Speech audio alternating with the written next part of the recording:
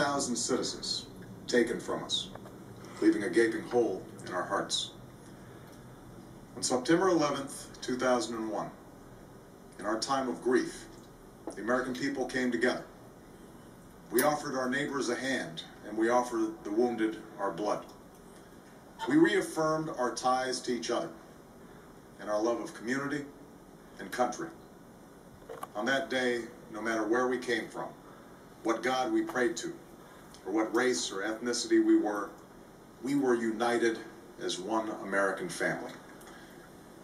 We were also united in our resolve to protect our nation and to bring those who committed this vicious attack to justice. We quickly learned that the 9/11 attacks were carried out by Al-Qaeda, an organization headed by Osama bin Laden, which had openly declared war on the United States and was committed to killing innocents in our country and around the globe. And so we went to war against Al-Qaeda to protect our citizens, our friends, and our allies. Over the last 10 years, thanks to the tireless and heroic work of our military and our counterterrorism professionals, we've made great strides in that effort. We've disrupted terrorist attacks and strengthened our homeland defense. In Afghanistan, we removed the Taliban government, which had given bin Laden and Al-Qaeda safe haven and support. And around the globe, we've worked with our friends and allies to capture or kill scores of Al-Qaeda terrorists, including several who were a part of the 9/11 plot. Yet, Osama bin Laden avoided capture and escaped across the Afghan border into Pakistan. Meanwhile, Al-Qaeda continued to operate from along that border and operate through its affiliates across the world.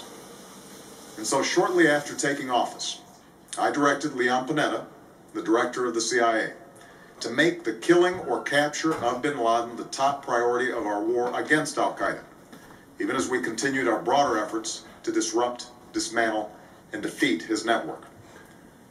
Then, last August, after years of painstaking work by our intelligence community, I was briefed on a possible lead to bin Laden.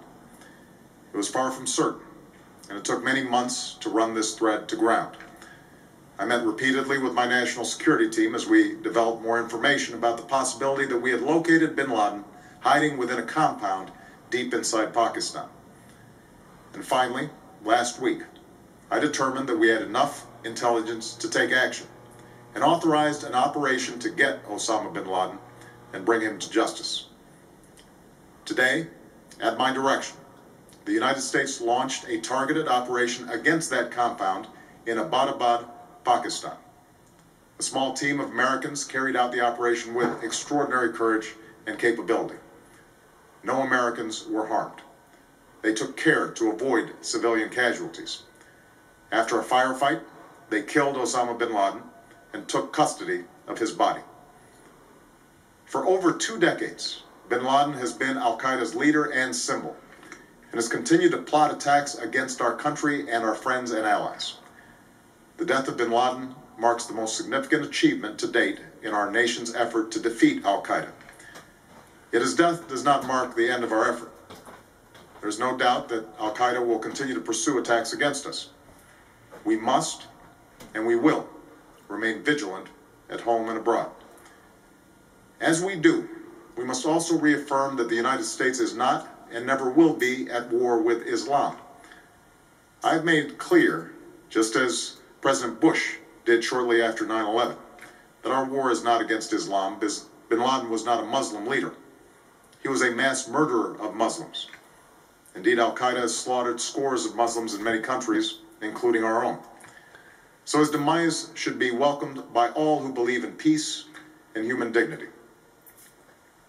Over the years, I've repeatedly made clear that we would take action within Pakistan if we knew where bin Laden was. That is what we've done. But it's important to note that our counterterrorism cooperation with Pakistan helped lead us to bin Laden and the compound where he was hiding. Indeed, bin Laden had declared war against Pakistan as well and ordered attacks against the Pakistani people. Tonight, I called President Zardari, and my team has also spoken with their Pakistani counterparts. They agree that this is a good and historic day for both of our nations.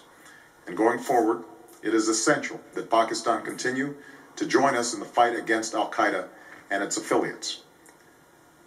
The American people did not choose this fight. It came to our shores and started with the senseless slaughter of our citizens. After nearly 10 years of service, struggle, and sacrifice, we know well the costs of war. These efforts weigh on me every time I, as Commander-in-Chief, have to sign a letter to a family that has lost a loved one, or look into the eyes of a service member who's been gravely wounded. So Americans understand the costs of war. Yet, as a country, we will never tolerate our security being threatened, nor stand idly by when our people have been killed.